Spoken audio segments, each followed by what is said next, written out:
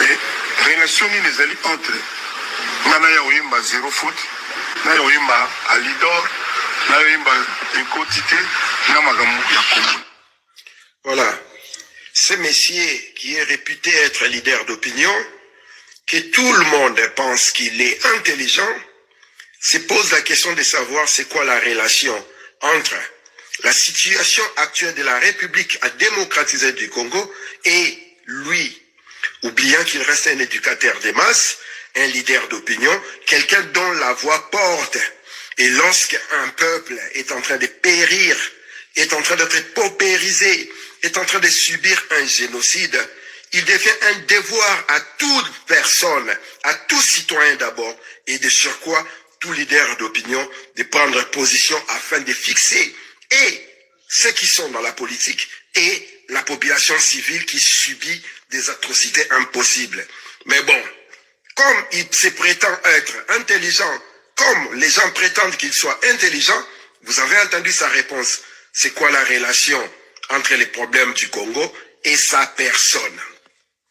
Et pourtant, quand il faut santé pour les dictateurs, quand il faut santé pour ceux qui tuent les peuples, quand il faut santé pour les voleurs, quand il faut santé pour les génocidaires, quand il faut venir remuer son ventre devant les tricheurs, devant les usurpateurs, devant ceux qui affament le peuple, quand il faut venir santé devant ceux qui sont responsables du problème actuel de la République démocratisée du Congo et certaines cloisons de Berlin de l'Afrique que vous appelez des pays, il arrive à trouver la relation et il les fait sans honte, toute honte bue. Il vient sans rire, clamer à haute voix des réalisations que nous ne pouvons retrouver que dans des mondes pandémonium pour glorifier des individus qui ont la réputation de cesser la nation, de détruire les présents et les futurs des populations. Parce que ton amour du Congo a fait ses preuves au puissant Joseph Kabila. Ce qui a petit, beaucoup de France, c'est aussi quand vous voyez. Nana Nina Moulanden va aussi sa France.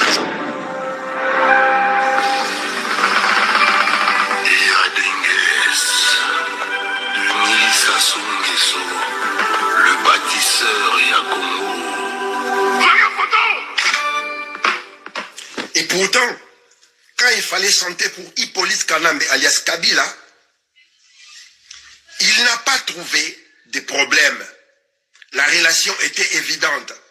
Quand il fallait chanter pour Denis Sassou Nguesso, le dictateur au Congo-Foa, il n'avait pas trouvé de problème. La relation était évidente. Quand il fallait glorifier Félix Tshilombo, l'usurpateur, l'actuel régent de la République démocratisée du Congo, il ne s'est jamais posé de questions sur la pertinence de ses prestations, parce que la relation pour lui était évidente. Mais lorsqu'il vient en Europe et qu'il y a boycott décrété par les résistants patriotes Congo et panafricanistes et panafricains, là, il commence à chercher la relation entre lui, sa personne, et la raison du boycott de ses concerts.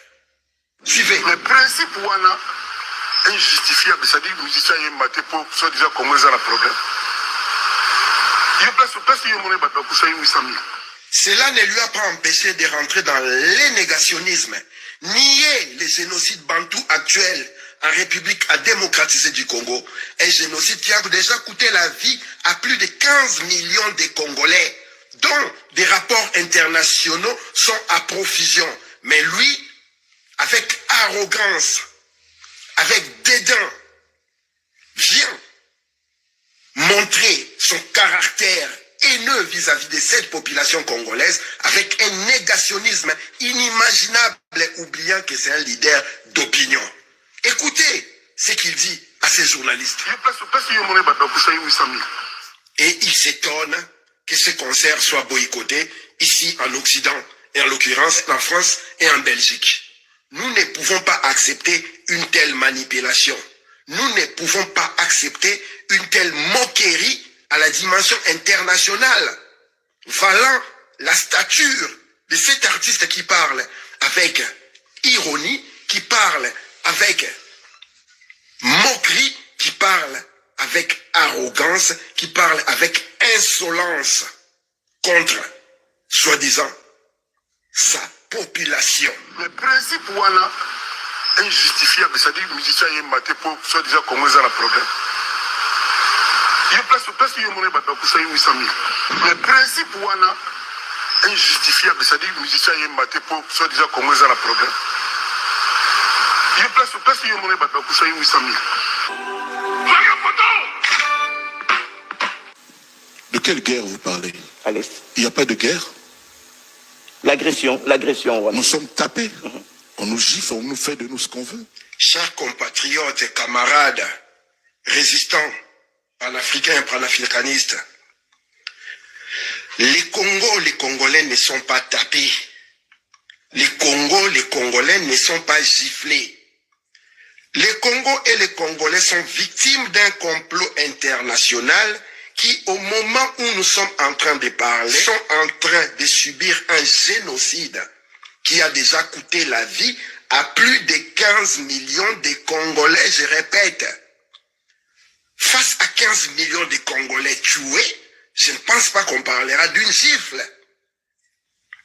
C'est ce négationnisme, cette manière subtile de nier l'évidence, la réalité, qui nous horripile, qui nous empêche de porter ces messieurs dans nos cœurs. C'est cette façon de nier la mort de plus de 15 millions de Congolais. Un pays qui a plus de 10 millions de déplacés internes, c'est-à-dire 10 millions de Congolais qui sont réfugiés dans leur propre pays. Un pays où les viols sur hommes, femmes, enfants, jeunes et vieux, c'est fait selon International Crisis à l'ordre de 48 par heure. Et ces messieurs qui est un leader d'opinion dont les propos sont interprétés internationalement, vient vous dire que le Congo est giflé. Nous sommes tapés. Nous devons être conséquents dans nos revendications et savoir rappeler à l'ordre les négationnistes, les génocidaires et leurs complices qui seraient nos frères.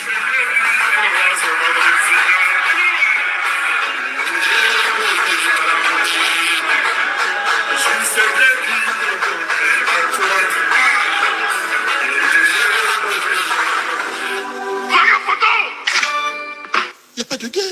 C'est-à-dire on nous traite comme des enfants. Mais justement, vous, avec votre musique, vous allez partout au monde, vous faites des concerts partout. C'est comme si vous ne portez pas ces messages que... D'abord, j'ai remarqué qu'on a changé de ministre de la Défense. Et là, ces journalistes lui posent la question pour lui rappeler à l'ordre. Lui étant leader d'opinion, à travers le monde, il peut passer les messages du génocide bantou actuel en République démocratisée du Congo.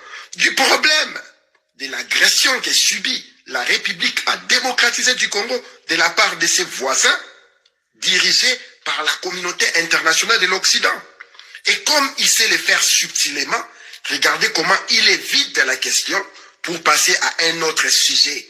Parce qu'il sait pertinemment que la masse populaire qui va le suivre ne va pas comprendre cette entourloupe, cette transition indécente. C'est ça, cette arrogance, cette insolence, cette forme de moquerie de la nation entière qui veut qu'il nous trouvera sur son chemin. Écoutez, chers amis. Mais justement, vous, avec votre musique, vous allez partout au monde, vous faites des concerts partout. C'est comme si vous ne portez pas ces messages que... D'abord, j'ai remarqué qu'on a changé de ministre de la Défense. Moi, je me suis dit, c'est peut-être une sanction. Parce que personne ne s'est posé la question, soi-disant, dans un pays de guerre, soi-disant. Quand on change de ministre de Défense, ça signifie quoi? Ça signifie quoi? Il faut quand même que nous nous rappelons que nous sommes des gens intelligents. que nous sommes debout, nous sommes des vrais hommes et femmes. Nous disons tous, chacun dit qu'il aime notre pays. Pourquoi on aurait changé le ministre de la Défense dans une période, entre guillemets, de guerre? Pourquoi vous dites entre guillemets? Parce que vous ne croyez pas... Non, il n'y a pas de guerre. La guerre, c'est quand tu tires, je tire. On nous adresse. Quand on nous lance une... Reconnaissez au moins qu'on nous adresse. Mais ça, c'est pas la guerre. Évidemment, il continue dans son négationnisme. Il parle de soi-disant un pays en guerre, il parle entre guillemets d'un pays en guerre. Les journalistes rappellent, il s'agit d'une agression. Et pour lui, une agression, ce n'est pas une guerre. Effectivement, lorsque les nazis sont rentrés en France en 1940, ils sont arrivés avec des roses dans la bouche et dans leurs mains, ils avaient des pétales, je ne sais pas moi, de quelles fleurs, ramenant l'amour, la paix, la tranquillité. C'est pourquoi ce qui se passe au Congo, cette situation d'agression que nous subissons de la part des pays voisins, diligentés par la communauté internationale de l'Occident, pour lui, ce n'est pas une guerre. Négationnisme à un niveau dont le superlatif doit être créé pour donner du sens à cette manière qu'il a de se moquer de la situation des Congolais. Et comme par enchantement, lorsque les pasteurs passent, les brebis doivent suivre. Vous êtes en train de voir des ex-combattants, ceux qui sont réputés être tout le temps derrière des leaders, derrière des politiciens, qui changent de discours. Ils retournent leur veste tout le temps et qui changent casaque tout le temps et dont la ligne idéologique n'est pas connue, tomber dans le panneau ou sortir leurs cornes pour encenser ce genre de discours parce que cet abrutissement sert aussi à leurs leaders collaborationnistes qui accompagnent l'occupation au Congo. Oubliant que ces messieurs-là, c'est les troubadours de l'occupation. C'est ces messieurs-là qui va faire des concerts à Kigali. C'est ces messieurs-là qui, à Voiki Sinjora, défier les Congo entiers sur les sols rwandais à Kigali. C'est ces messieurs-là qui ne cessent d'insulter les morts congolais du génocide bantou actuel. Et qui, parce qu'il n'a pas obtenu son poste au Sénat, comme c'était convenu, les voilà maintenant sortir ses armes. Et ces armes, il ne se sort pas pour le peuple congolais, mais parce qu'il n'a pas eu gain de cause. Et sa cible, c'est qui? Le ministre de la Défense, Jean-Pierre Bemba, qui lui aurait fait un sale coup au sud Ubangi pour qu'il ne soit pas élu sénateur. Voilà pourquoi lorsqu'on lui pose la question, lui, leader d'opinion, pourquoi il ne parle pas du problème du Congo à l'extérieur lorsqu'il va faire des concerts? C'est le ministre de la Défense qui pointe des doigts. Je précise, ce ministre de la Défense est aussi un connard pire que lui. Des oiseaux de même plumage. Et ce n'est pas la résistance Congo qui va sombrer à ces miroirs aux alouettes.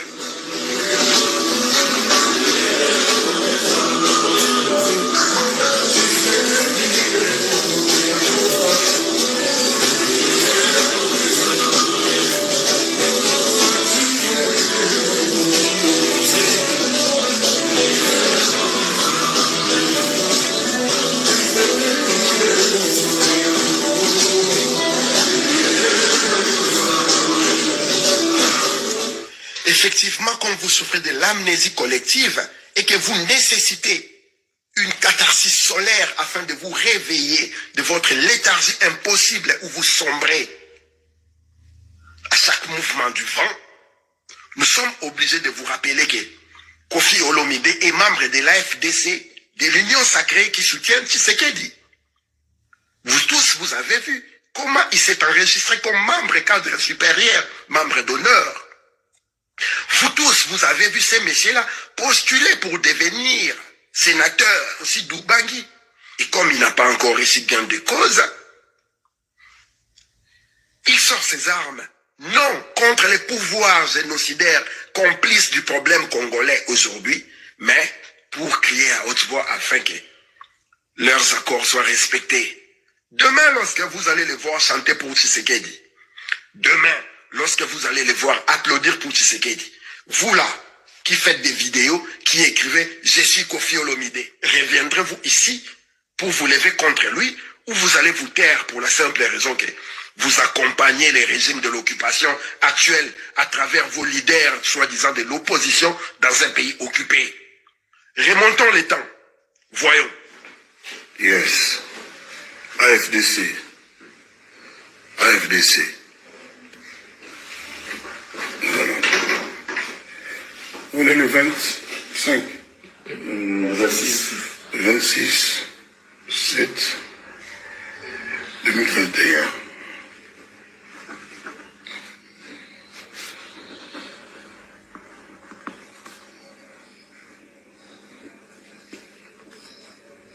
Je vais dans la montée, dans la somme.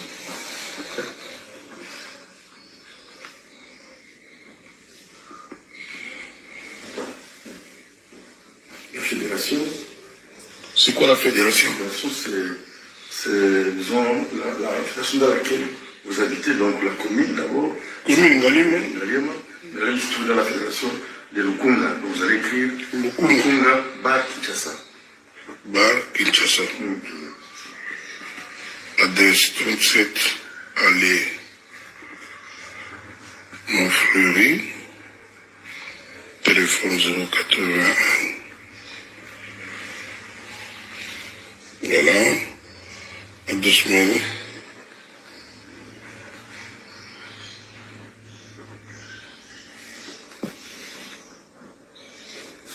Voilà, on m'avait dit vive FDC. Et là, je signe là. Donc, la PCC de serment qui est là, par la présente, j'adhère librement au parti dénommé Alliance des Frères démocratiques du Congo, AFDC, en sigle, en qualité de membre,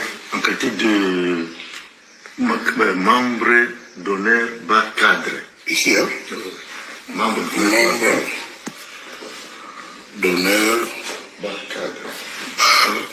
cadre. Après le signe. Je sais. Mais si tu vas aller, tu peux me filmer maintenant.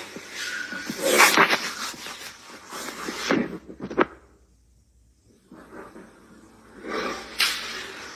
Et voilà. Non, il faudrait qu'il y ait une photo assez pour à côté.